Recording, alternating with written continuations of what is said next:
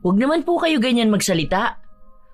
Alam nyo, matatalino po kayo pero sana naman ilugar nyo kung ano yung magandang biro sa hindi.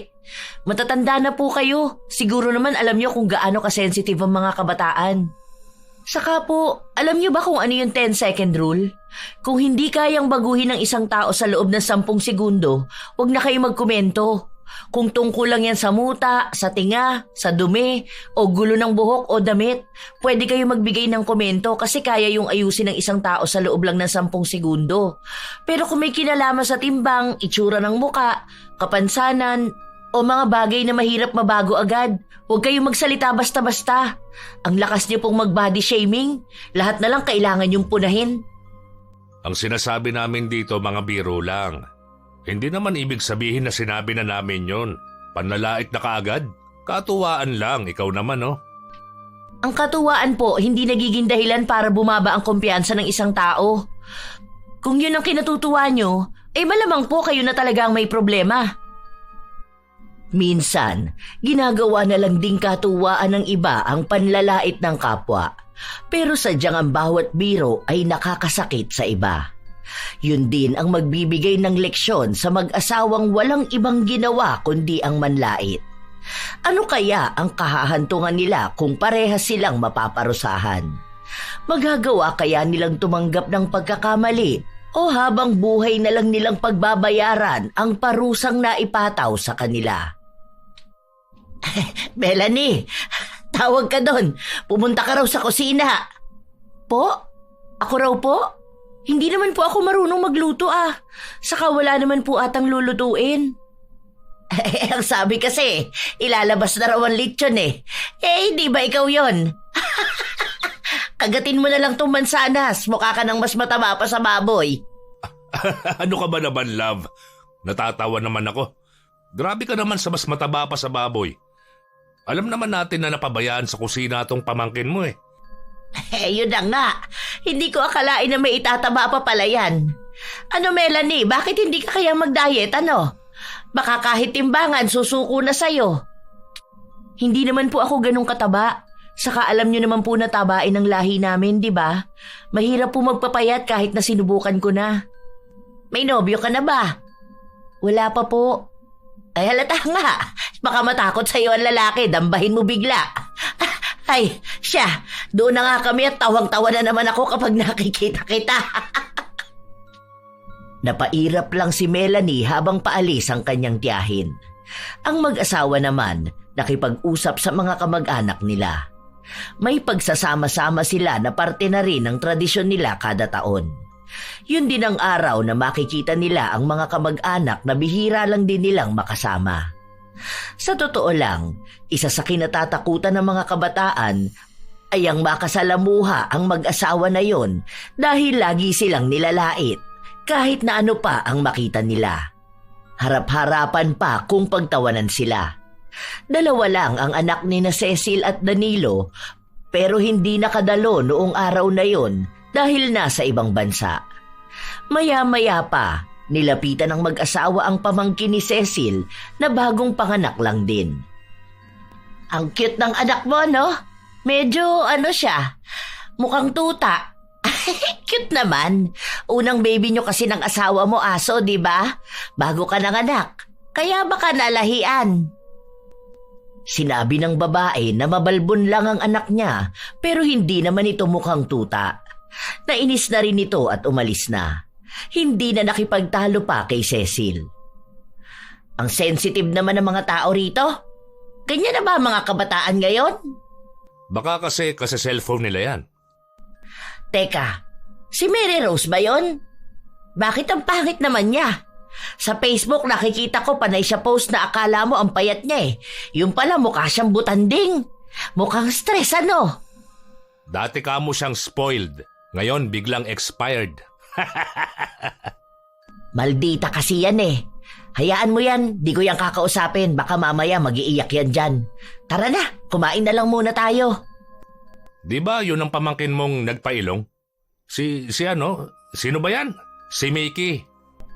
Nagpakilay nga rin yan, pero mukhang kinaskas sa puwet ng kaldero ang kilay. Hayaan mo na yan sila, mamaya na yan. Ay sige tara, lapitan natin sila. May mga pamangkin siya na kusang lumalayo kapag lumalapit siya. Pero may isang pamangkin siyang hindi agad nakaalis kaya nalapitan nila. Hoy, dalaga ka na pala, Jessica. Grabe, ang payat mo namang bata ka. Ano yung nasa mukha mo? Ang dami mo naman tigyawat. Aba, mas tadtad dyan sa noo mo ang lapad na nga niyan. Ano, kumusta ka naman? May boyfriend ka na ba? Nahihiyang ngumiti ang dalaga at sinabi na wala pa siyang nobyo. Sinabi niya rin na hindi pa siya handa at masyado pa siyang bata. May oras pa naman para sa paghahanap ng magiging kapareha. Nag-aaral pa rin siya. Anong single by choice? Baka ka mo no choice kasi wala nang pipili sa'yo. Kung ako sa'yo, magpataba ka muna tapos magtanggal ka niyang tigyawat mo sa pagmumukha mo. Sus, walang single by choice ngayon. Ang mga single ngayon, mga no choice kasi walang manliligaw. Malay mo naman, magkaroon niya ng nobyo. Basta bulag.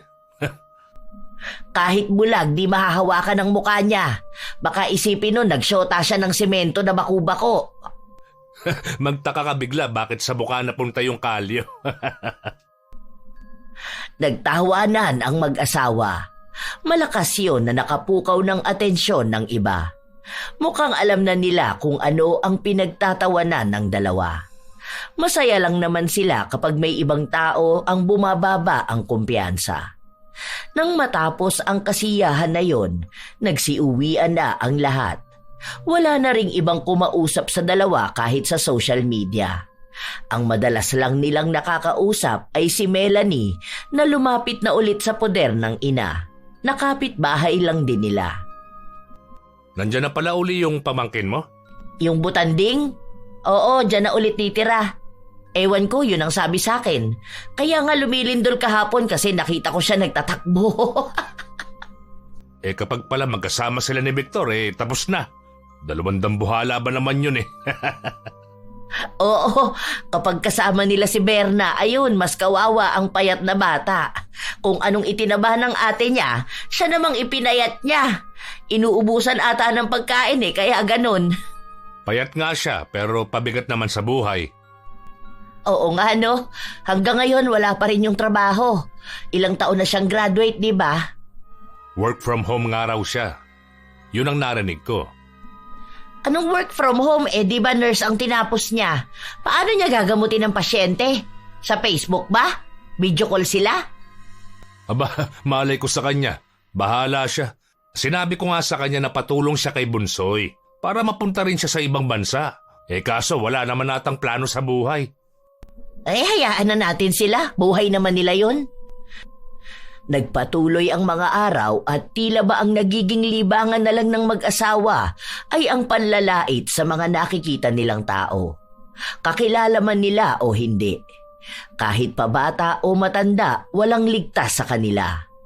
Minsan, kahit na wala naman silang salita na sinasabi, nagtatawanan na lang silang dalawa. Kapag may kakaiba silang nakita, tinginan pa lang ay nagkakasundo na sila. Gano'n naman na sila noon pa man. Mas lumala lang noong tumanda na sila. Isang araw, umuwi sila galing ng pagsisimba. Pagkarating sa bahay, nag-umpisa na namang manlait ang mag-asawa. Kita mo yung anak ni Luz? Diba, yun yung sinasabi niyang model sa mga patalastas. Baka kamo model yun ng before and after. Siya yung before, tapos magandang babae na sa after. Kapag naglalakad siya, mas nauuna pa ang nguso niya. Kahit ata nakapikit ako, hindi ko panonoorin yung patalastas dun Ano yun, model ng suka? Hindi pa nakakatikim, nangangasim na. Baka model ng tawas. Mukhang amoy putok Ang dami kong gustong sabihin kanina Dami ko kasing nakikita kaso nasa simbahan tayo. Sandali lang Iinom muna ako ng tubig. Ang sakit na ng pangako kakatawa. Natatawa ako doon sa babae kanina. Di ko kilala yon. Hapit na hapit ba naman yung damit niya? Parang lumpia na pinilit pagkasyahin yung pambalot. Hindi man lang ba yun nahiya? Mukha siyang tanga sa suot niya. Tapos yung kilay niya pa parang paningin ni Leslie, hindi pantay. Hanep, bakit ba ang daming kalait-lait na tao sa paligid? Akala ko ako lang ang nakakita eh. Yun nga ang sasabihin ko sa iyo kanina. Muntikan ko pang maibuga yung iniinom ko. Ay, ewan ko ba. Isa pa, tawan-tawa ako dun sa si Hazel. Yung katabi niya na nakakulay brown. Yung doon sa unahan natin nakaupo. Yung unano. Naalala ko na naman. Akala ko bata yun. Nagtataka pa ako kung sino yun eh. Akala ko pa nga, pamangkin ni Hazel. Kaso naalala ko, lumipat na ng bahay yun. Tapos, pagharap. Tawang-tawa ako. Teka lang, natatawa na naman ako. Ay, naku, naiihi ako. Kasi pagharap niya, nagulat ako. Akala ko sinapian ng masamang elemento. Ang laki ng mukha niya, tapos unano pala. Nasa lubong pa natin yung paglabas ng simbahan. Tawang-tawa na naman ako. Naka black and white pa. Para siyang penguin. Habang nagtatawanan ng mag-asawa, biglang may kumatok sa pinto nila. Si Danilo ang nagbukas nun. Bumungad sa kanila ang isang kapitbahay nila na nanghihiram ng gamit. Love, pahiram daw ng ngawali na malaki. Ha? Ngawali? Oo, ngawali daw. Magluluto raw sila ng mingo. Ay, sino ba yan? Ay, ang walang hiya. Ingaw lang malayan. Inge, uni mo na ang ngawali.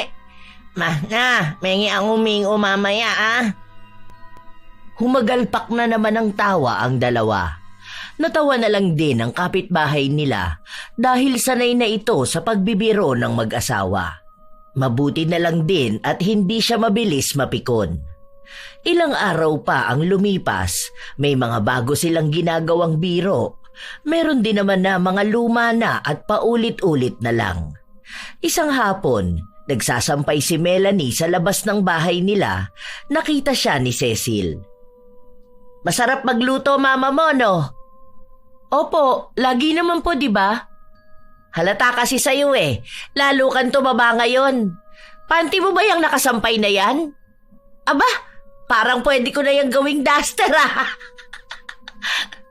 Nakita niyo naman tita na short po yan.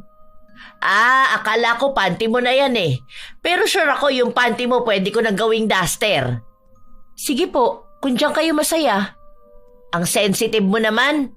Bakit nakabusangot ka na? Normal na mukha mo yata yan. Kapag mataba talaga yung pisngi, akala mo laging galit na galit eh, no? Tita, alam ko naman po na mataba ako. Hindi niyo na po kailangan paulit-ulit na sabihin sa akin. Opo, dambuhala po ako. Baboy pang lechon. Ano pa po ba? Pangit po ako. Sige po. Nakita ko nga po pala kayo nung linggo. Di ba po nagsimba kayo? Narinig niyo naman po ba ang sinabi ni Father? Di ba po ang leksyon ng araw na yon ay tungkol sa pagiging mapanglait na tao? Aba tita, masama po yung ginagawa niyong ganyan. Alam niyo po, dapat nagbabago na kayo. Bata pa lang ako, laitera na kayo. Hanggang ngayon po ba naman?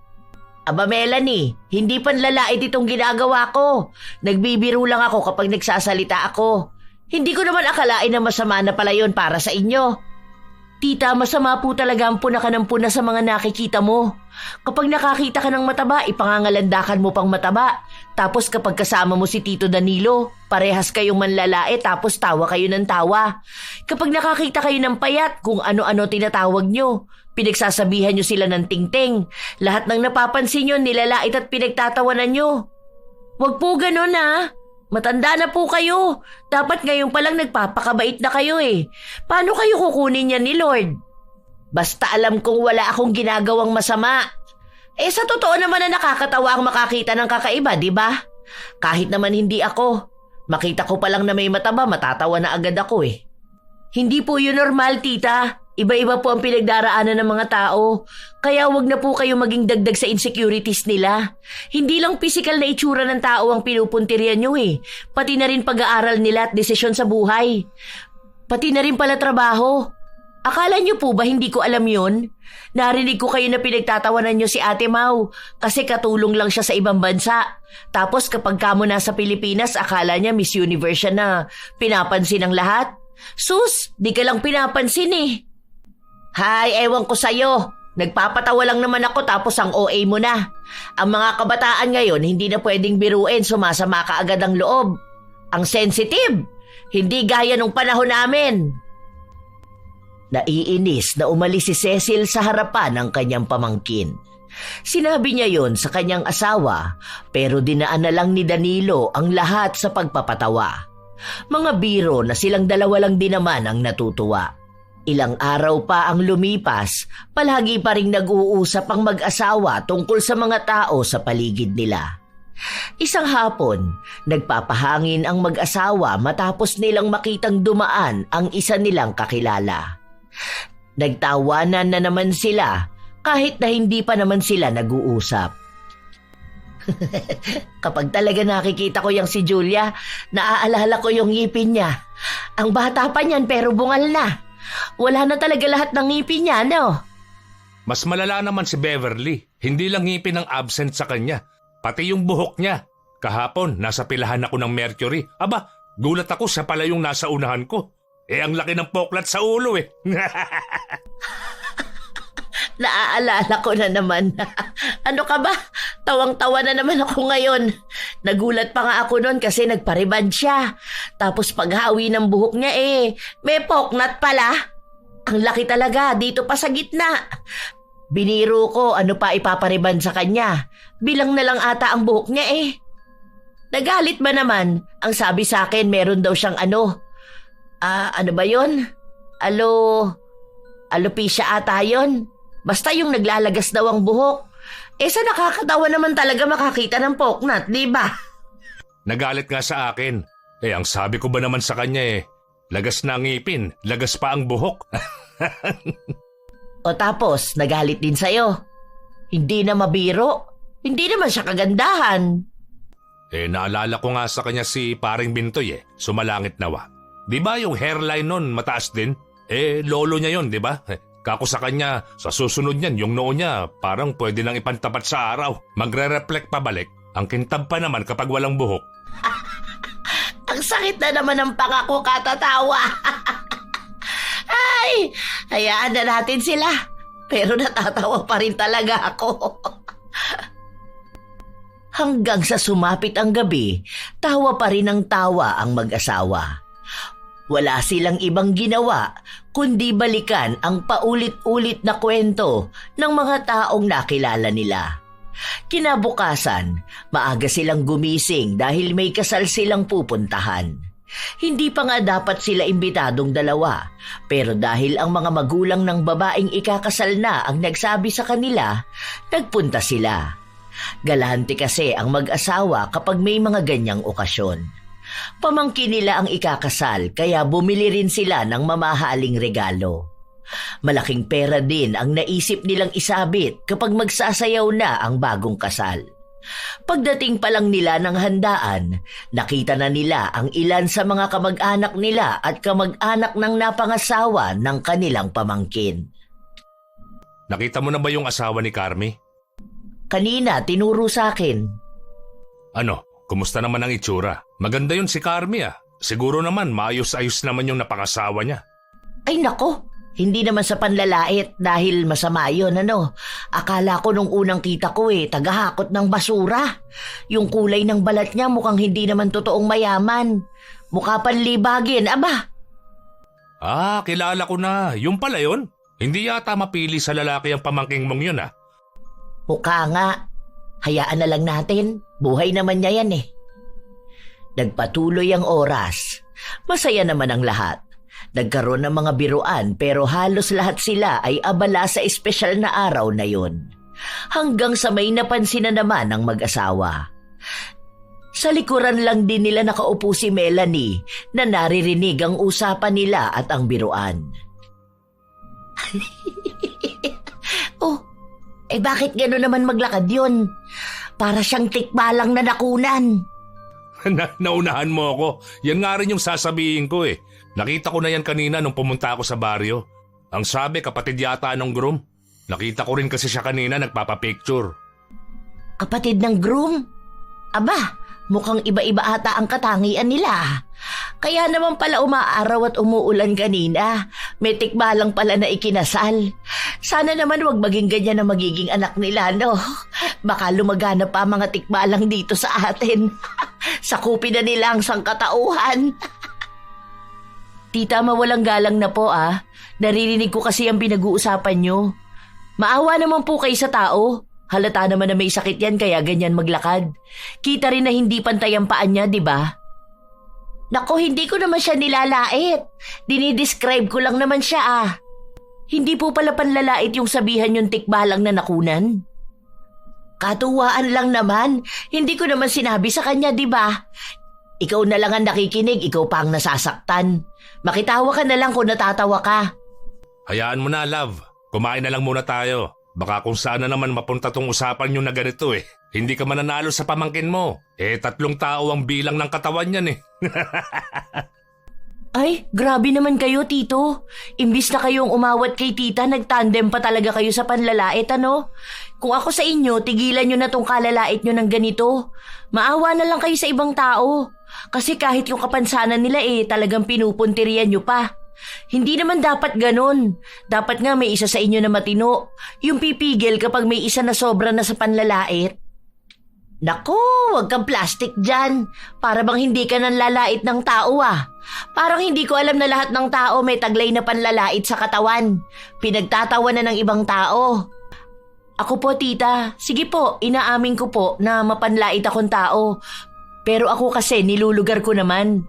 Kapag alam ko na hindi dapat laitin, hindi ko naman nilalait ah. Lalo na kapag may kapansanan. Saka kapag hindi ko kilala o kaklose, hindi ko nilalait. Kasi nga hindi ko naman alam kung ano ba yung mga pinagdaanan nila sa buhay. Ang plastic talaga. Hindi po yun ka-plastikan, tita. Alam nyo, kayo po ang tao na mahirap ma-encounter. Kahit ata si Satanas matatakot kayo ma-encounter eh. Okay, sige. Bahala ka dyan. Hindi ko na sila pupunahin. Tutal, buhay naman nila yun. Sana po hindi puro salita, ano? Hindi yung matapos yung manlait at pagtawanan sila ang buwelta nyo, hayaan na sila kasi buhay naman nila yun. Huwag po ganon. Matanda na kayo, dapat nagpapakabait na kayo. Hindi na kumibo ang mag-asawa, pero hindi ibig sabihin nun ay tumigil na sila sa panlalait.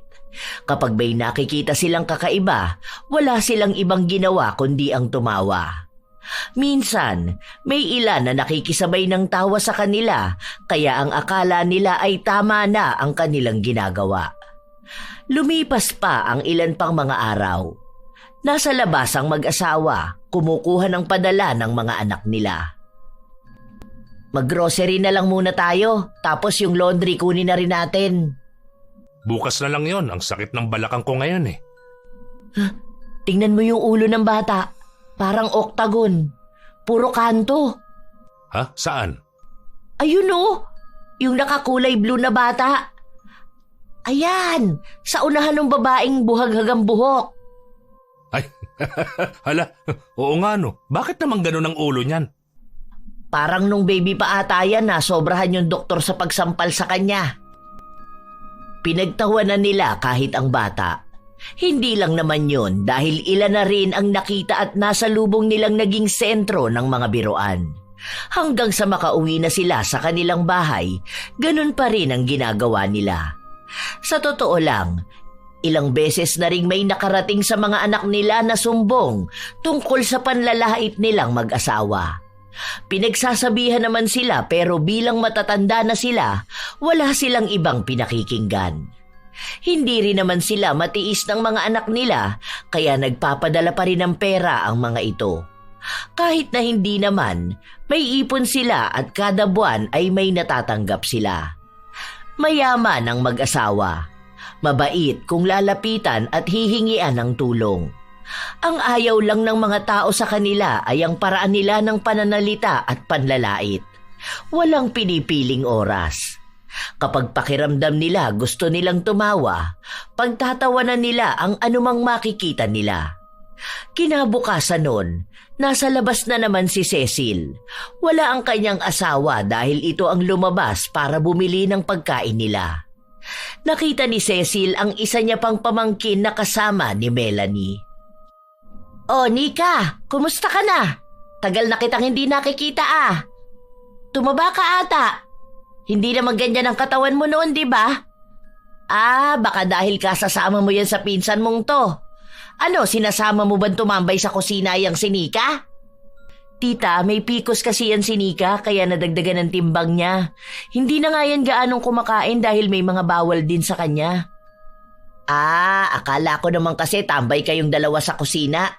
Tagatikim ng pagkain kaya nanabana. Ano naman ang nangyari sa trabaho mo?" Sinabi ng dalaga na wala na siyang trabaho dahil nagkaroon ng problema sa kumpanya nila at umalis siya. Sa ngayon ay nagbabakasyon siya kaya nagpunta siya sa bahay ni na Melanie. "Ah, oo, tanda ko na. Nagkwento nga pala yung tatay mo sa akin. Parang ang sinasabi niyo pa ata na minalas kayo." "Nako, hindi uso ang malas na yan. Baka naman kasi ikaw talaga ang may problema, ano? Tapos pansin ko pa ni hindi mo man lang inaalagaan yung sarili mo.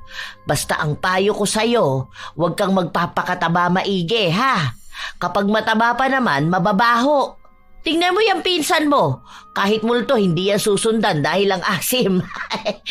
"Biro lang ah. Baka magkapikunan na naman tayo. Enjoy ka sa bakasyon mo." Umirap lang si Melanie. Kasabay nun ay umalis na rin silang dalawa.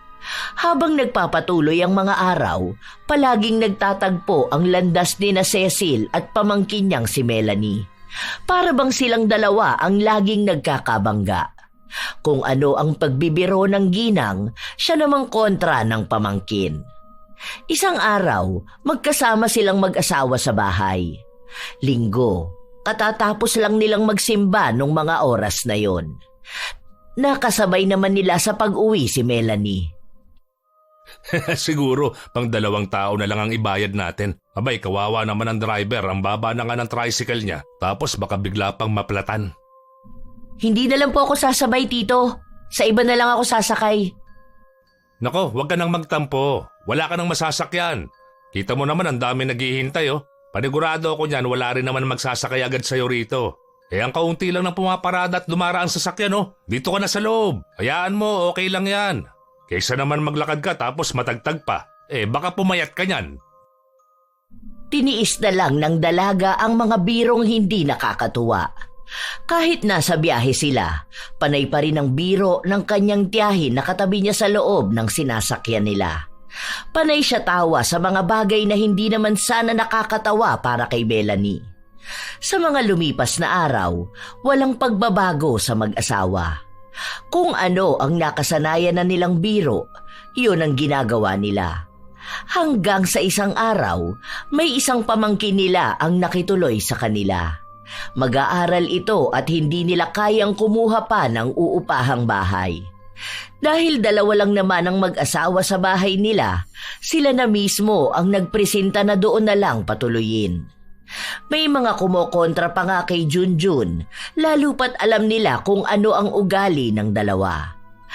Paano pa raw kaya kung kasama niya sa bahay ang mga mapanglait na matatanda?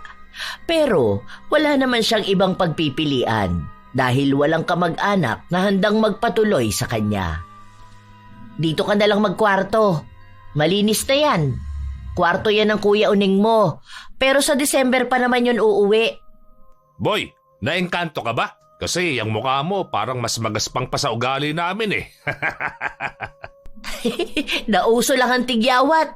Nakiuso ka pa talaga, no? Baka yan ang trending sa mga kabataan ngayon. Noon sa atin, paramihan ang naaabot sa buhay eh. Pero ngayon, paramihan na ng naputok na tagihawat. Hindi ko rin po alam, Tito, pero tagaling naman na po siya ngayon. Buti naman. Tapos kumain ka ng marami ha. Mukha ka ng butiki dyan. Ang haba ng leg mo, tapos ang liit pa ng ulo mo. Yung buhok mo parang hindi mo pa sinusuklay. Ayusin mo naman ang sarili mo. Baka laitin ka ng mga tao dyan sa labas, oh. Okay lang po. Bago pa naman nila ako laitin sa labas, nalait naman na ako rito eh. Salamat po pala, pinatuloy niyo ako rito. 1 taon lang naman po to. Mag-aambag na lang po ako ng gastusin dito sa bahay. Ano naman ang ipang-aambag mo? Baka pambili ng shampoo di mo rin kaya. Hayaan mo na. Itabi mo na lang yung pera mo para may magamit ka kapag nag-apply ka. Diyan lang pala yung bahay ni Taba Chingching. Kung sakali na gusto mong magpunta sa kanya, hingi ka na rin ng kaunting taba sa kanya. Kinulang yung sayo, sumobra naman yung kanya. Sige po, salamat po ulit. Sa mga sumunod na araw na lumipas, natitiis naman ng binata ang mga biro sa kanya ng mag-asawa. Hindi naman siya madaling mapikon. Minsan pa nga ay sumasabay siya. Pero ang pansin niyang pikon na pikon sa dalawa ay ang pinsan niya. Minsan pa nga magkasama silang dalawa na pag-usapan nila ang mag-asawa. Nag-comment pa kamo yan sa picture ko. Sabi niya bakit nga raw mukha lang ang pinapakita ko. Baka hindi raw kasi kasya sa screen ng cellphone yung katawan ko. Masyado raw malaki. Diba? Sino ba naman ang hindi maiinis? Ang dami kaya nakakita nun. Yung iba mga kaibigan ko pa. Tawang-tawa sila. Naku, hayaan mo na lang yan sila. Alam mo naman mga bata pa lang tayo, gano'n na sila manlait, di ba? Parang hindi sila mabubuhay kapag hindi pinagtatawanan ng ibang tao. Kumusta ka naman doon? Malamang yan ang daming panlalait na sinasabi nila sa'yo doon, ano? O kaya naririnig mo sila na nanlalait ng ibang tao? Dami kong naririnig sa kanila. Minsan natatawa na lang din ako eh. Hindi ko alam kung sino yung sinasabihan nilang kulot na kapag nasa dilim daw ngipin yung nagbibigay ng liwanag sa buhay. Ah, si Oscar yun. Yung lagi nilang niloloko kasi nga maitim yun tapos nagbebenta pa ng uling. Sinasabi nila na pinapaligo nga raw yung uling kaya ganun. Naku, marami pa yan. Minsan nga kahit sa social media. Tapos kapag pinagsabihan mo naman, ang gagawin yan maiinis sa'yo. Na kesyo ang mga kabataan ngayon sobrang sensitive. Hindi nga gaya nung panahon nila na wala lang yung mga ganong klase ng biro. Nakakaloka. Kung ako yan, naku hindi ko kaya makasama sila sa iisang bahay, no? Base naman sa pagkakakilala ko sa kanila, wala naman, okay naman. Nakaka-offend lang talaga yung mga joke nila. Pero mababait naman sila. Hoy, hindi mabait kapag mapanlait, no? Ewan ko kasi hindi rin naman ako mabilis ma-offend eh. Sanay ako sa mga ganong biro. Yung mga kaibigan ko kasi malala rin manlait. Baka sanayan lang talaga. Pero pinagsasabihan naman nilang mga anak nila eh. Ano lang talaga siguro iba yung generation nila sa generation natin kaya ganun. Naging malalim ang usapan ng dalawa. Lahat ay tungkol sa mga sensitibong pagbibiro ng mag-asawa pero sa huli magkaiba pa rin sila ng opinyon. Isa ay sang-ayon na hayaan na lang ang dalawa, ang isa naman ay hindi. Pero kahit na ganon, wala namang naging samaan ng loob. Isang araw, nagkaroon ng kasiyahan kung saan kasama na naman ang mag-asawa. Hoy Jun, doon ka muna sa mga kabutiki mo. Ano yan? Parang kulto ng mga butike. Tapos sama nila si Melanie. Nakinuha naman ang lahat ng taba. Mas mataba nga siya ngayon eh. Kita ko siya kanina pero hindi ko pinansin. Parang yung mukha niya ganun na parang sasabog na. Tapos nakabusangot pa. Mukha siyang Angry Birds ba yun? Yung nilalaro ng mga anak natin noon. Oo, Angry Birds nga. Paano? Nasobrahan din sa pula ang mukha niya. Panay ba naman Redyub eh? Nagpatuloy ang buong maghapon na walang ibang ginawa ang mag-asawa kundi pagtawanan ang anumang nakikita nilang kakaiba. May mga kasing edad din nila ang nakikisabay sa kanila habang ang mga kabataan ay naiinis sa kanilang ginagawa. May mga nilalapitan silang mga pamangkin nila. Yung iba nakikisama habang yung iba todo ang iwas sa kanila. Oh Jenny, bakit naman ganyan ka tumayo? Ang tangkad mo na sana kaso kuba ka naman. Ayusin mo naman yung likod mo, sayang ka. Yun na nga ang sabi ko sa kanya. Mukha siyang kampanerang kuba niyan.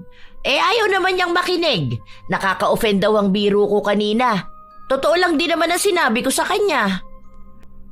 Habang nagsasalita ang mag-asawa, Bigla namang dumating si Melanie. Naiiyak na kasi ang dalaga na kausap ng mag-asawa. Huwag naman po kayo ganyan magsalita. Alam nyo, matatalino po kayo pero sana naman ilugar nyo kung ano yung magandang biro sa hindi. Matatanda na po kayo. Siguro naman alam nyo kung gaano kasensitive ang mga kabataan. Saka po, alam nyo ba kung ano yung 10-second rule? Kung hindi kayang baguhin ng isang tao sa loob ng 10 segundo, huwag na kayo magkomento. Kung tungkol lang yan sa muta, sa tinga, sa dumi, o gulo ng buhok o damit, pwede kayo magbigay ng komento kasi kaya yung ayusin ng isang tao sa loob lang ng 10 segundo. Pero kung may kinalaman sa timbang, itsura ng muka, kapansanan, o mga bagay na mahirap mabago agad, huwag kayong magsalita basta-basta. Ang lakas niyo pong mag-body shaming, lahat na lang kailangan yung punahin. Ang sinasabi namin dito, mga biro lang. Hindi naman ibig sabihin na sinabi na namin yun, panlalait na kaagad. Katuwaan lang, ikaw naman. Ang katuwaan po, hindi nagiging dahilan para bumaba ang kumpiyansa ng isang tao. Kung yun ang kinatutuwa nyo, ay malamang po kayo na talagang may problema. Isa pa, nagsasabi lang din naman kami ng totoo. Hindi naman yun panlalait. Hindi po lahat ng bagay dapat sabihin nyo. Hindi po porke totoo kailangan iparinig nyo yun sa tao na yun. Ako po, hindi nyo na kailangan pagtawanan ng mukha ko. Ang timbang ko, dahil bago nyo po yan sabihin sa akin, alam ko na po yun. Itong timbang ko, mukha kong baboy, opo, alam kong sobrang tabako. Itong mukha ko na namumula at nangangamatis, alam ko rin po. Hindi na para pagtawanan pa. Nakakainis na kayo Lahat na lang kasi kailangan maging biro sa inyo. Ay aba, ewan ko na lang po kung anong pwedeng mangyari sa inyo na sa susunod. Kayo naman ang pagtatawanan at lalaitin ng mga tao. Huwag sana bumaba ang kumpiyansa nyo sa sarili. Matapos yung sabihin ng dalaga, agad na rin siyang umalis. Ayaw na niyang lumala pa ang pagtatalo nila. Dahil kahit na paano ay may natitira pa rin siyang paggalang sa dalawa. Pero ang mga salita na binitawan niya kanina, tila ba naging baliwala lang sa mag-asawa. Sa mga lumipas pang araw, kung sino-sino na naman ang pinagtatawanan nila. Isang hapon, umuwi si Junjun. Naabutan niya ang dalawa na halos hindi na matigil sa pagtawa. Ang sabi ko nga sa kanya, yung bibig niya may hangin siguro na pumapasok. Paano? May bintana yung ngipin niya. Ang laki ng mga pagitan. Yung ganun nga kay Melay. Ay, naalala ko yun. Kada nagsasalita nga siya noon, tumatalsik yung laway niya. Oh, adyan ka na pala, Junjun na payat. Kumain ka na doon, may itinabi kaming ulam mo. Ano pong pinag-uusapan nyo? Si Tita Marites mo. Kasi kanina lang ulit namin nakita Di ba ilang buwan yun nawala? Tapos tawan-tawa kami kasi nakita na naman namin yung mga ngipin niya. Tapos nakawig pa yata siya. Para bang kumikislap yung buhok niya kasi ayaw niyang aminin na nakawig siya. Siguro nagpakalbo yun Kutuhin yun noon Kaya po nakawig siya kasi may cancer po siya. Kaya ang tagal niya rin pong nawala. Ay, totoo ba? Hindi niya naikwento. Nilihim po kasi nila yun. Bali ako lang at ibang mga pinsan kong nakakaalam. Bali ang sinabi lang nila nasa bakasyon pero nagpapagamot po. Sa pagkakaalam ko po ngayon, parang hindi na po maaagapan talaga yung cancer niya Kaya bumalik na lang ako dito para makasama ang ilan sa mga kamag-anak. Kaya ayun po, kalbo na po talaga siya. Hindi lang tinatanggal ang wig kasi takot na pagtawanan. Ah, ganun pala. Kawawa rin siya. Hayaan na pala natin. Huwag na nating biruin. Sige, iba na lang. Si Carmela. Yun na lang. Yung babaeng mukhang sisiw sa dami ng kulay ng buhok. Iniwan na lang ni Junjun ang mag-asawa. Sa totoo lang, ilan sa mga pinagtatawanan at biro nila ay masyadong mababaw. Kahit na hindi naman nakakatawa ay nakakatawa na sa kanila. Hanggang sa dumating ang isang araw na nagising na lang si Cecil na namamagana ang isa niyang paa. Lumaki talaga ito. Paano yan? Mukhang bola pa naman sa pamamagayang paa mo. Hindi ka na makakalakad ng maayos dyan. Iika-ika ka na yan. Parang buntis na unanutong pa ako. Wag mo nga muna akong patawanin. Ang sakit kaya. Ay, namamaga. Nakaapa ka yata ng engkanto niyan eh. Inuman mo na lang ng gamot. Yung isang paa mo namamaga. Yung kabila naman parang luya ang mga daliri. Ano ba kasing pinaggagawa mo niyan? Ang kapal mo naman. Ikaw nga, mukha mo yung namanas eh. Yang noo mo parang pwede ng pagsalaminan dahil sa kintab. At least ako nakakalakad pa ng diretso. Eh ikaw, di ka na dyan makatayo. Eh at least ako, maganda pa rin naman. Naitatago ang paa. Eh ang muka, para kang binugbog ni Pacquiao. Mukha kang avatar. Tingnan mo, yung mata mo parang luluwa na rin. Ano ba nangyari sa'yo? Parang pinasabugan ng bomba yan. Sabog! Ang sakit nito. Baka nakagat ng ipis ano. Punta na lang tayo ng doktor. Pareha silang bigla na lang nagkasakit. Mas lalong lumalaki ang pamamaga ng paa ni Cecil habang si Danilo naman ay mukha ang namamaga.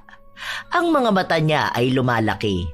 Nananakit din yon ng biglaan kaya ang akala nila ay mahuhulog na. May iniinom silang gamot pero hindi pa rin nawawala ang pamamaga sa kanila. Umabot pa sa punto na malapit na silang magpa-opera pero hindi pumayag ang kanilang mga anak. Sinabi na hintayin silang makauwi bago sila magdesisyon dahil baka kung ano lang ang mangyari sa kanila. Isang gabi, nagising si Cecil. Kinakalabit niya ang asawa niya. Wag ngayon, love, tsaka na lang. Masakit ang mga mata ko eh. Baka hindi ko matutukan yung gusto mo. Hindi yun. Ang sakit ng paa ko. Aray. Parang kinakalikot ng engkanto. Ang sakit. Namamanhid na parang may kuryente. Oh, anong gagawin ko dyan? Putukin na lang kaya natin, no? Baka nananayan na naipon. Huwag ka nga tumingin sa akin. Natatawa ako sa mata mo eh. parang isang ugat na lang ang nakakabit dyan para hindi mahulog. Aray, natatawa ako. Ano ka ba?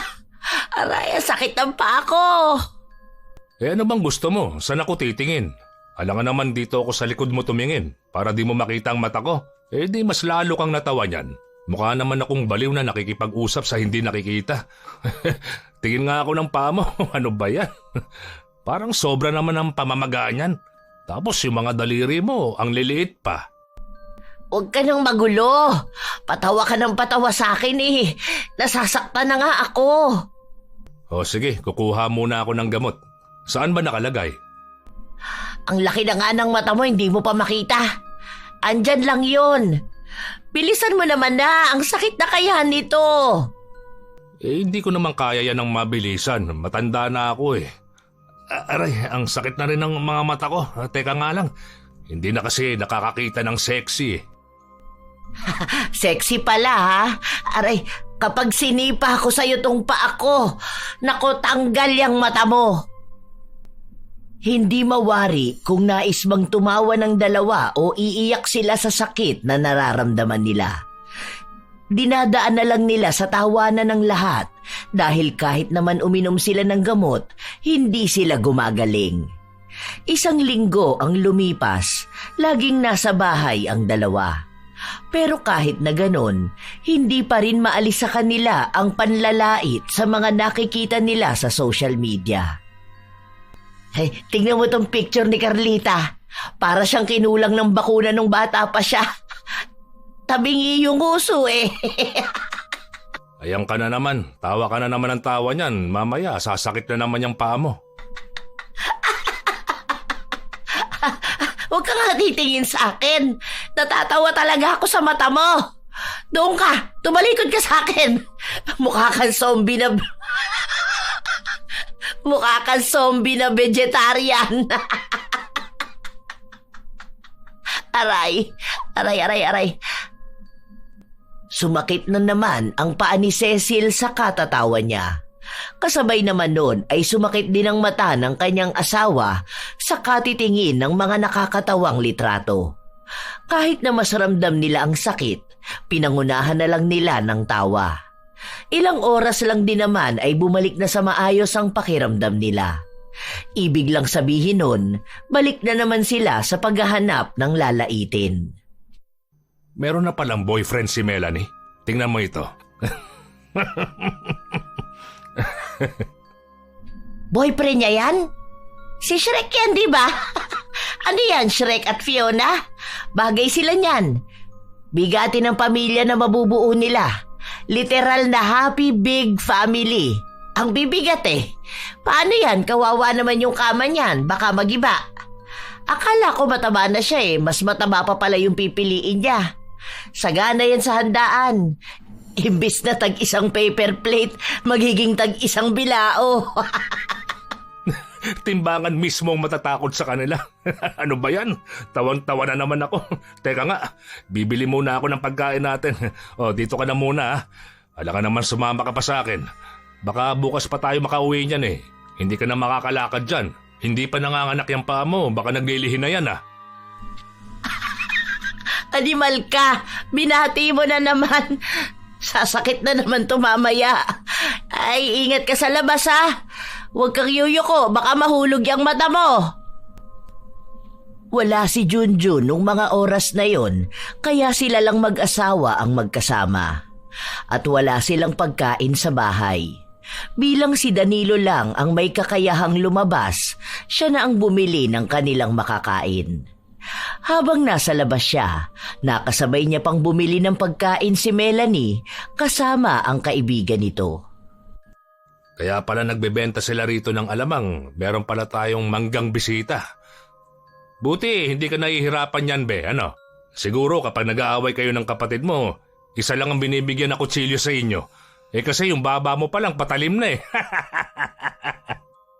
Alam niyo po, Tito, may problema rin naman po sa itsura niyo eh.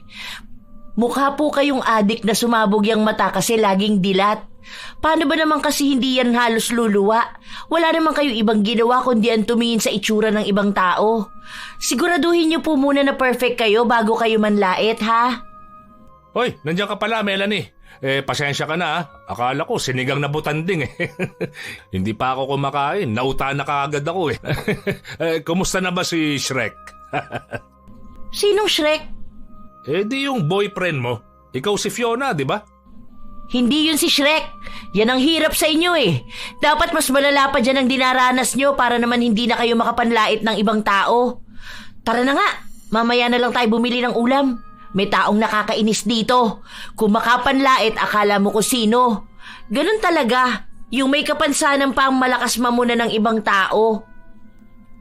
Sa ilang buwan na lumipas, walang nagbabago sa kalagayan ng mag-asawa.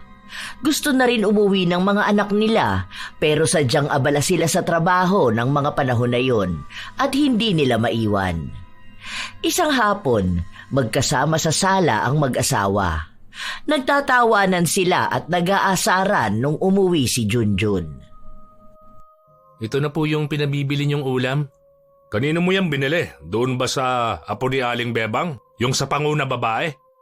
Opo, doon po sa sinasabi niyong bilihan. Maghahanda na po ako ng pagkain para makakain na rin po kayo at makainom ng gamot. Ay, oo nga po pala. Nagtatanong si Tita Beng kung makakapunta raw po ba kayo sa binyag ng apo niya. Sino bang apo niya? Yung mahabang uso. Sige. Kamo, pupunta kami. Hindi pa pala kami nakakabili ng regalo. Pwede ba bago ka umuwi bukas, bili ka ng damit? Daan ka na lang muna sa mall. Ano ba yun? Babae ba yun o lalaki? Parang sa mga picture mukhang lalaki. Babae siguro. Mikay ang pangalan eh. Kapag lalaki yon, di Mikoy. Sige. Sana magaling na ako nun para makalakad na ako. Maiwan ka na lang kaya rito. Uwian na lang kita ng mga panlalait na kwento. Ayan ka na naman. Tumigil ka. Kapag nasosobrahan pa naman tayo sa pagtawa walang nangyayari kundi sumakit itong mga punyeta sa katawan natin. Tumigil ka na nga. Huwag ka tumingin sinabi. Nakakabuisit ito. Bakit? Wala naman akong ginagawa. Ang pangit mo kasi. Doon ka umarap. Sisipain talaga kita. Nanunood lang si Junjun habang nakikita niyang nagbibiruan ang mag-asawa. Naririnig niya rin na kung paano sila manlait sa ibang tao, ganon din nila laitin ang isa't isa.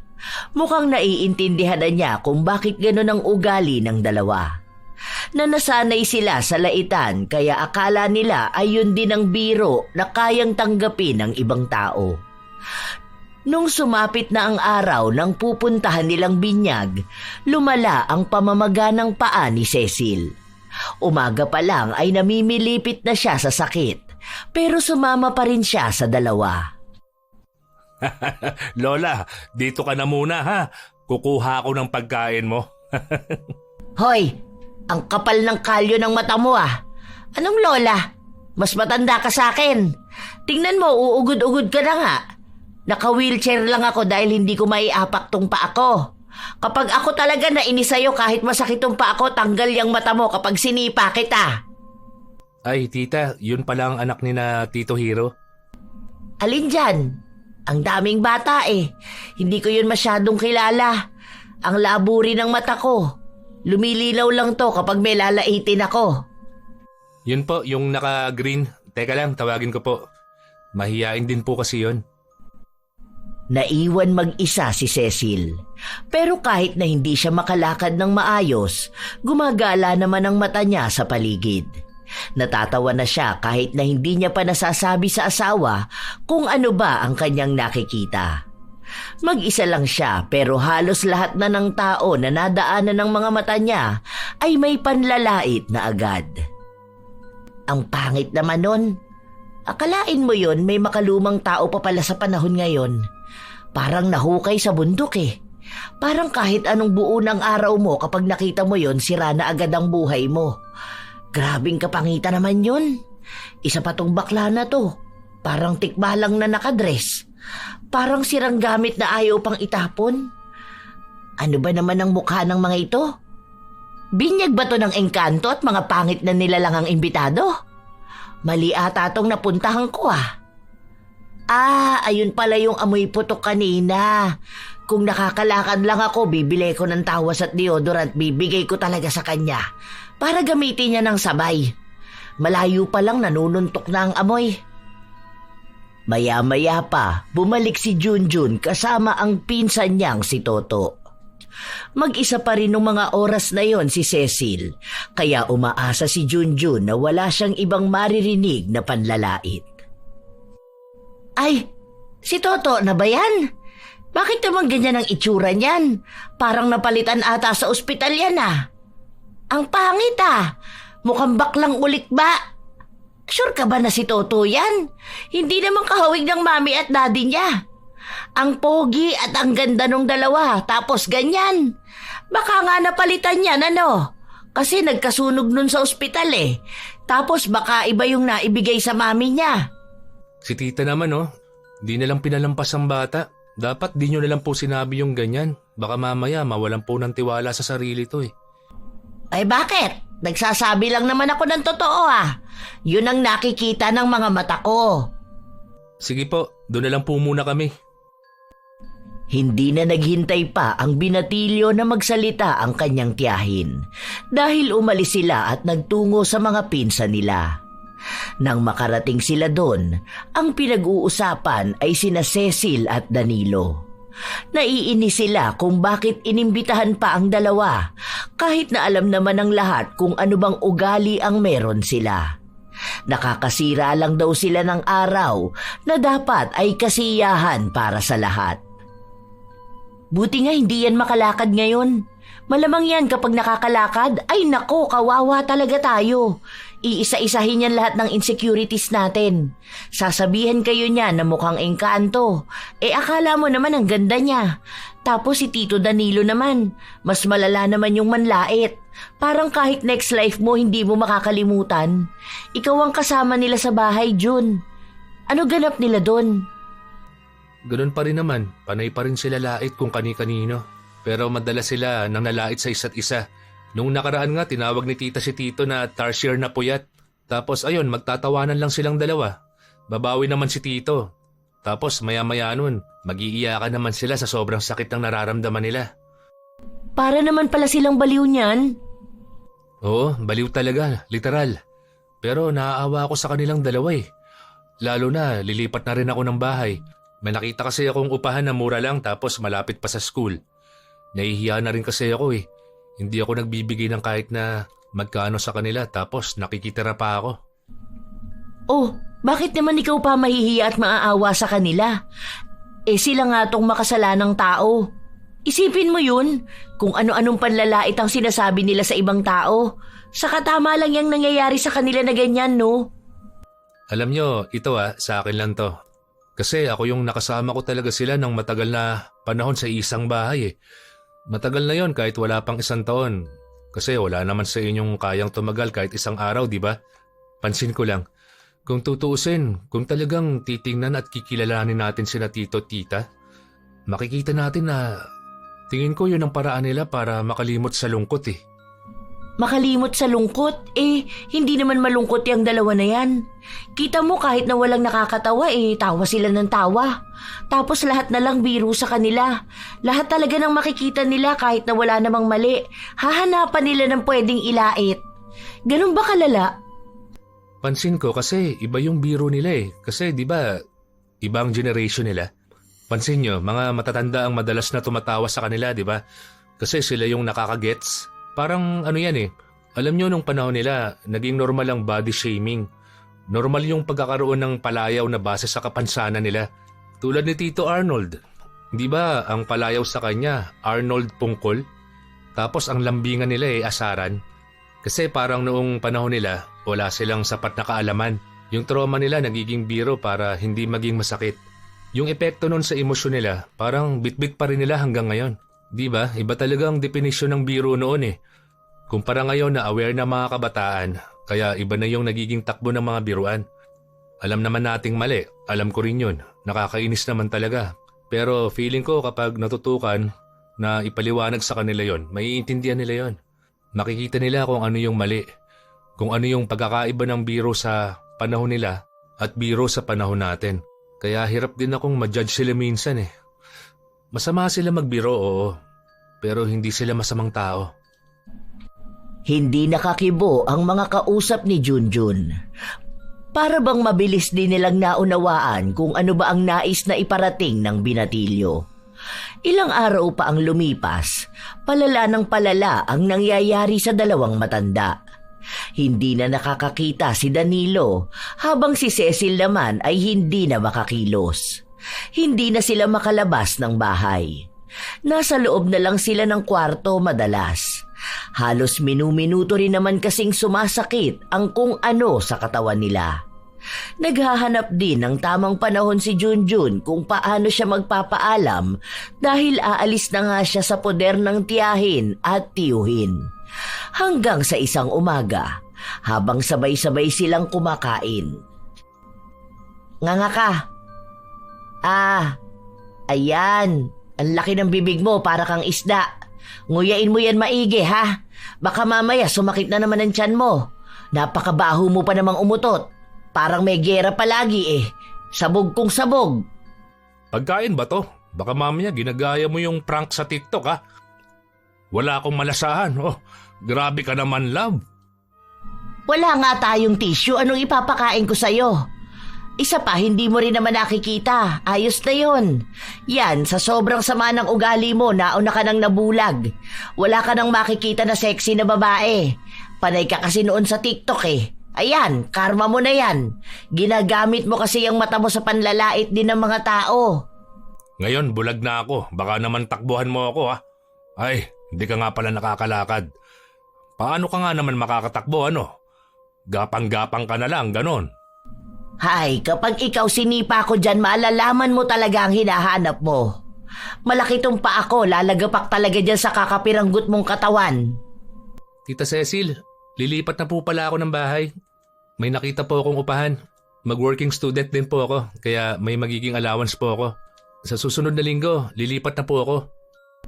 Working student? Hindi na nga maganda ang grades mo. Bakit? Ayaw mo na ba rito? Baka hindi na rin niya kinaya ang mga panlalait natin.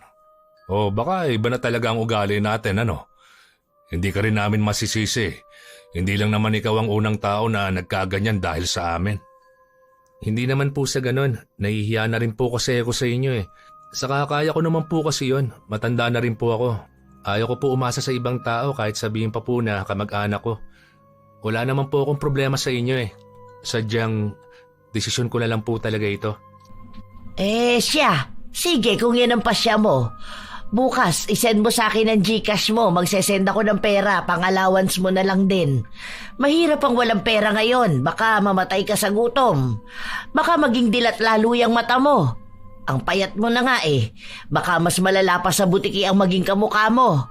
Magdala ka na lang din ng grocery. Hindi rin naman namin yan agad mauubos. Nagpasalamat si Junjun sa kabaitan ng kanyang mga kamag-anak. Kahit na sinasabi ng iba na pambawi lang yon sa pagiging mapanlait ng mag-asawa. Ilang araw pa ang lumipas. Naiwan na naman sa bahay ang dalawa dahil umalis na si Junjun. Hirap silang makakilos dahil wala ngang makita si Danilo habang hindi naman makalakad ang kanyang asawa. Kaya nanguha sila ng taong mag-aalaga sa kanila. 3 beses pa nga silang nagpalit dahil hindi tumatagal ng 1 linggo ang nakukuha nilang tao. Hindi kinakaya ang panlalait nila. Hanggang sa isang may edad na babae na ang naging bantay nila. Para bang walang pakialam ang babae na yon kahit na anong panlalait na gawin sa kanya. Maayos din kung magtrabaho ito. Sa tagal na nanatili sa loob ng bahay ang mag-asawa, hindi na sila masyadong nakakapanlait. Madalas kasi natungkol na lang sa kanilang dalawa. Isang hapon, habang nahihirapan sila sa sakit na nararamdaman nila, sinabi ng nag-aalaga sa kanila na baka hindi lang simpleng sakit ang meron sila. Marunong daw itong makakita kung ang isang tao ay ginagamitan ng itim na kapangyarihan. Pinaliwanag nga niya na mukhang may nagpakulam sa kanilang dalawa. Lalo na't kakaiba ang naging sakit nila na hindi rin naman matukoy ng doktor at hindi sila tinablan ng gamot. Hindi naman totoo yung kulam-kulam na ganyan. Kahit naman may katandaan na ako hindi ako naniniwala sa mga ganyan. Ano lang yan, baka gawa-gawa lang ng mga tsismosa. Totoo ata yun. Tanda mo ba si Nanang Lusing? Di ba mangkukulam yun noon? Mukha rin yung nasa kadiliman kasi puro libag. Pero ayun, totoo na mangkukulam yun. Kaya ayun, naniniwala talaga ako na may totoong mangkukulam. Sinabi ng babae na pwede niyang tulungan ang mag-asawa. Doon nga lumabas na may nagpakulam sa kanila. Galit daw ito sa kanila. At malaki rin ang posibilidad na kilala lang din nila ang gumawa nun. Hindi lang makapagbigay ng eksaktong pangalan ng babae, lalo na't hindi naman yon sakop ng kakayahan ng manggagamot. Sinabi niya lang na maaaring nagawa nila ng masama ang tao na yon, kaya umabot na sa punto na ipinakulam sila para lang makabawi sa mga nagawa nila. Ang hirap naman hulaan kung sino ba yan lahat naman ang kakilala namin galit sa amin. Kasi nga, mapanglait kami na totoo rin naman. Paano kaya kami gagaling yan? Baka ulit-ulitin lang nila ang pangungulam sa amin. Dami pa naman nila. Baka naman manawa na ang mangkukulam kung puro na lang pangalan namin ang nasa listahan. Tutulong daw ang babae na matanggal ang kulam nila, pero dapat ay maging sila ay kayang tumanggap ng pagbabago. Noong una, nahihirapan pa ang mag-asawa kung may babaguhin ba sila sa pag-uugali nila. Lalo pat sanay na silang sabihin ang anumang nakikita nila, kahit pa nakakasakit ito ng ibang tao. Pero habang tumatagal, lalo silang nahihirapan. Ipinangako na lang nilang kahit na kailan ay hindi na nila uulitin ang panlalait. Mabait naman ang tumulong sa kanila pero matagal pa bago sila gumaling. Masakit pa rin ang mata ni Danilo, pero kahit na paano ay nakakaaninag na siya. Habang si Cecil naman, namamaga pa rin ang kanyang paa pero hindi na ito sumasakit pa. Balita ko kahapon, tumawag sa iyo si Hermie. Oo, nagtanong siya kung makakapunta ba tayo sa birthday nung apo niya. Ang sabi ko, titingnan pa kako natin kasi hindi pa natin alam kung kaya ba natin. Magpapagaling na muna tayo. At saka magiging masaya yon kapag sila lang ang andoon. Para hindi na tayo kulamin ulit. Sino kaya yung may galit sa atin, ano? Sa dami nila parang hindi ko na alam kung sino magpapakulam sa atin. Hayaan na lang natin kung sino man yon. Baka napasobra nga talaga tayo. Kaya ayon, hindi na lang din niya napigilan ng sarili. Basta ang mahalaga ngayon, maayos na tayo. Makikita ko na ulit ang maganda mong muka. Sa bagay, pwede na ulit kitang tadyakan kapag naiinis ako sa'yo. Maigagalaw ko na rin tong paa ko. Ilang buwan ang ginugol ng dalawa para magpagaling sila. Ilang beses na rin silang tumanggi sa mga handaan na imbitado sila. Inisa-isa rin nila ang mga taong kakilala nila. Humingi sila ng tawad sa anumang nagawa nilang mali. Sa mga panlalait at pagsasalita ng hindi pinag-iisipan. Hindi man nila sigurado kung tatanggapin ba ang paghingi ng tawad na yon, basta ang alam lang nila ay pinapalaya na lang din nila ang kanilang sarili. Nagsimula silang bumalik sa pagsisimba. Tunay na pagsisimba nang hindi pinagmamasdan ang mga tao sa paligid nila. Nang hindi naghahanap ng kukutsain at pagtatawanan. Nung pauwi na sila, nasa lubong pa nila si Junjun. Buti naman po nakakalakad na kayo kahit paano, tita. Kayo po, tito. Okay na po ba ang paningin nyo? Nakakakita na po ba kayo? Ay oo, maayos na. Pwede na nga akong manood ulit ng mga sexy na sumasayaw sa TikTok eh. Ako rin, okay na itong pa ako para maisipa sa muka. Buti naman po, okay na kayo. Ilang beses na kasi kayong hindi nagpupunta kapag may handaan eh. Hinahanap kaya nila kayo ron. Parang kada handaan hindi masaya kapag wala yung kinaiinisan ng mga tao. Hindi masaya kapag walang kontrabida. Bakit? Hindi ba kumpleto ang handaan kapag wala kaming mapanlait na kamag-anak? Ay sayang, nagbagong buhay na kami. Isa't isa na lang ang nilalait namin. Kaya hindi na yan magiging masaya ulit. Ay sayang naman po, nakakamiss pa naman yung mga patutsyada nyo kapag nakakakita kayo ng mga tao. Yung mga comparison nyo, yung tiyanak ba siya na nakariband o kaya kapre na malnourished. Yung mga ganun nyo, mga kakaibang salita na sa inyo lang din namin naririnig. Nakakatuwa pa naman makarinig ng ganun. Sana sa kasal ni Ate Melanie, invite niya kayo. Hindi ko po pala siya natanong tungkol dun. Pero siguro naman, iimbitahan niya kayo. Hindi naman yata yun galit na galit sa inyo eh. Ikakasal na pala yun? Ang galing, buti naman ano? Kanino naman ba siya ikakasal? Doon ba sa dati naming nakita sa pinost niyang boyfriend niya? Di ko kasi alam ang pangalan nun eh. Opo, doon pa rin. Kay Shrek. Hoy, ikaw bata ka ha. Masama yan na lalait ng tao. Baka mamaya may makarinig sa'yo niyan eh. Isipin pa nila na sa amin mo yan natutunan. Hindi kami mapanlait na tao. Bad yun ha. Baka kami pang sisihin ni Melanie niyan eh. Bahala ka kapag tumanda ka na ganyan ang ugali mo. Kaiinisan ka na rin ng mga kamag-anak mo. Kada family reunion magtatago sa'yo yung mga bata. Shrek naman talaga ang pangalan nun, tito. Shrek Maski yata yun. Basta may lahi kasi yun eh, kaya hindi pang Pinoy ang pangalan. Kaya nga ngayon tanggap na ni Ate Melanie na siya si Fiona eh. Ewan ko kung iimbitahan niya kami. Baka natakot na yun eh. Baka laitin pa namin buong pamilya ni Shrek. Pero kung sakali man, sige, pupunta kami kung siya mismo ang mag-iimbita sa amin, di ba? Sana nga po. Hindi naman nagtatanong ang dalawa kung iimbitahan ba sila dahil alam nilang naiinis sa kanila si Melanie. Kahit na tumigil naman na sila sa panlalait sa ibang tao, malamang ay hindi pa ganoong maniniwala sa kanila ang pamangkin. Nagpatuloy ang araw nila. Noong naging maayos na sila, hindi pa rin nila pinapaalis ang nag-aalaga sa kanila nung panahon na kailangan nila. Dahil ngayon na tumatanda na sila, mas maganda kung may iba silang kasama sa bahay. Wala naman yung problema sa kanilang mga anak na nagbabayad. Hanggang sa isang linggo ang nakalipas, nagpunta sa bahay nila si Melanie. Ay wow, taray!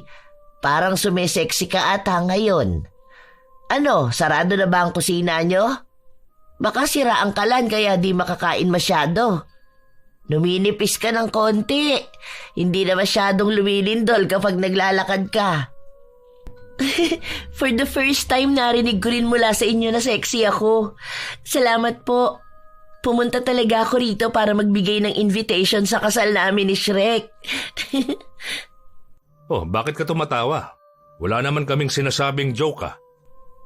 Wala po, natatawa lang ako. Nahawa na yata ako sa inyo. Kahit na hindi naman nakakatawa, tatawanan ko. Pero ayun po, kung gusto niyo lang naman. Pero sana talaga magpunta kayo. Galante pa naman kayo maging ninang. Aba syempre, gusto namin tong ganito. Malamang may mga lechon doon, ano? Kung dati, kinasalan 2 tikbalang. Ngayon, 2 lechon naman, ano? Panalo nito ang mga bisita. High blood talaga sila.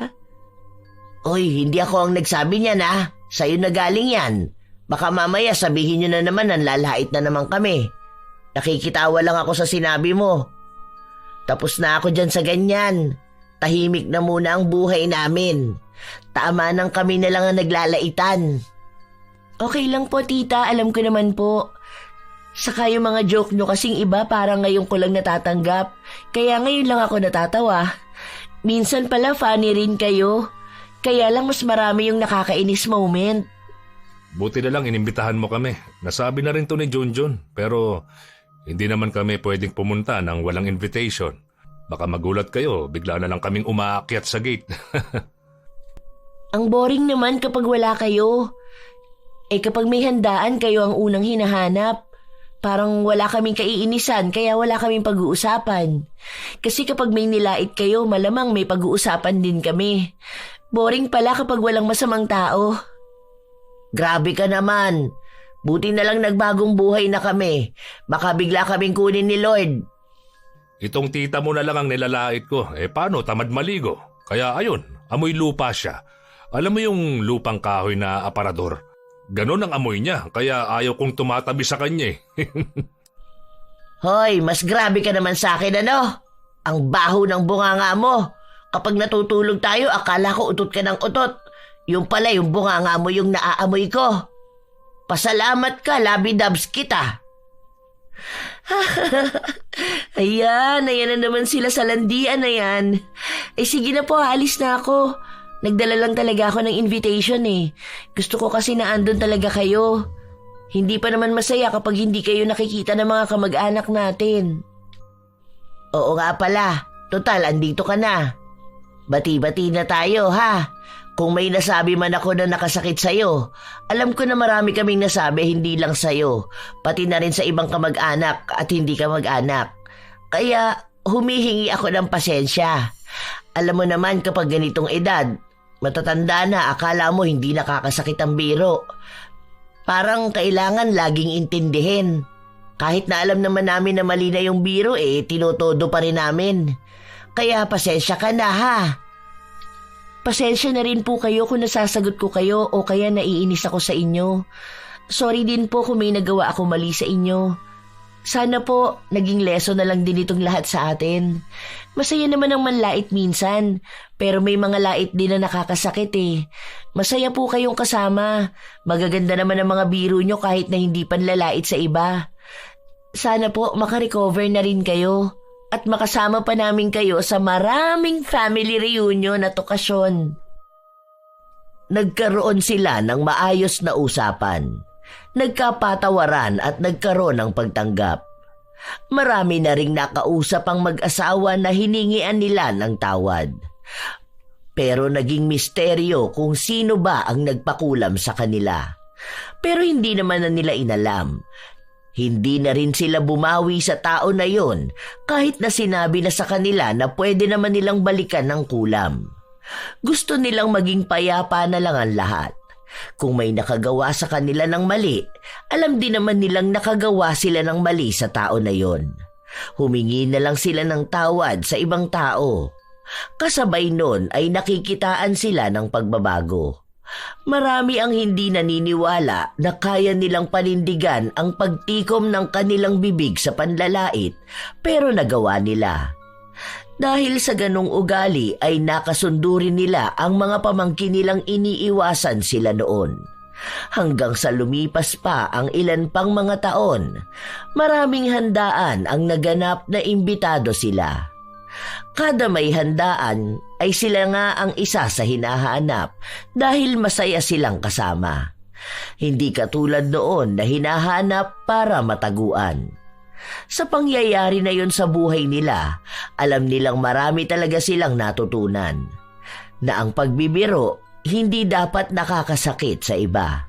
Kahit na tingin nila ay nakakatawa ito. Minsan, hindi naman maiiwas sa isang tao ang panlalait. May mga pagkakataong nagiging katatawanan ang kakaiba sa paningin. Nagiging biro lahat ng bago. Ang panlalait ay maaaring magsimula bilang biro, ngunit nagtatapos ito bilang sugat na hindi agad naghihilom. Ang bawat salitang binibitawan na may halong pangungutya ay may kakayahang magpababa ng dignidad, makasira ng tiwala sa sarili at mag-iwan ng bakas na mas malalim pa sa pisikal na sakit. Hindi nasusukat ang kabutihan ng isang tao sa kung gaano siya kahusay magpatawa, kundi sa kung paano niya pinipiling tratuhin ang kapwa, lalo na ang mga mas mahina o mas naiiba sa kanya. Hindi lahat ng ikinatatawa ay tama at hindi lahat ng nakasanayan ay dapat ipagpatuloy. Ang pagiging sanay sa panlalait ay hindi nangangahulugang ito ay katanggap-tanggap. Sa mundong puno ng paghihirap, ang panlalait ay nagiging dagdag na bigat na hindi naman kailangang ipasa sa iba. Ang tunay na pag-unlad ng isang tao ay makikita sa kakayahan niyang matutong huminto, umunawa at magbago. Hindi natin alam ang buong kwento ng isang tao, kaya hindi patas na gawing biro ang kanyang anyo o kalagayan. Ang salitang binitiwan bilang tawa ay maaaring maging sugat na matagal gumaling. Ang panlalait ay hindi tanda ng kasikatan.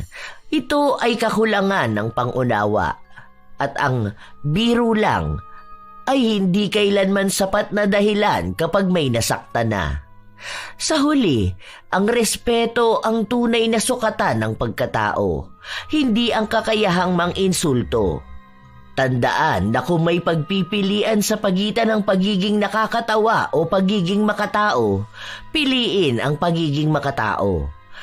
Dahil ang mundong may respeto ay mas ligtas, mas magaan, mas masaya at payapang tumawa kung walang ibang taong apektado ng panlalait.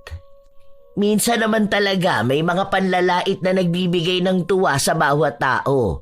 Pero minsan dapat ay ilugar ang paggamit ng mga salita. Dahil sa huli, baka tayo lang din ang magbayad ng mga pagkakamaling nagawa natin. Kayo ba mga apo? Mahilig ba kayong manlait o makitawa sa panlalait ng iba? O kung kayo man ay may mga opinyon tungkol sa ating bagong kwento, maaari kayong magbahagi para amin ding mabasa.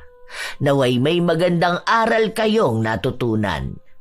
Ito ang inyong Lola Telang at maraming salamat sa palagi ninyong pakikinig mga apo.